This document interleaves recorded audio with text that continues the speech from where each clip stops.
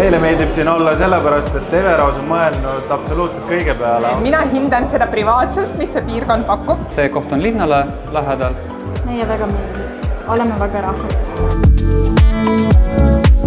Meie selline suurem visioon on see, et me tahame teha esteetiliselt tõesti ägedat asja. Külalised tulevad küll ja ütlevad, vau, see on äge.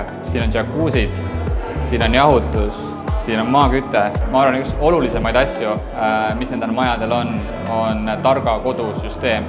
Kogu kvartalil on siis kõikides majades.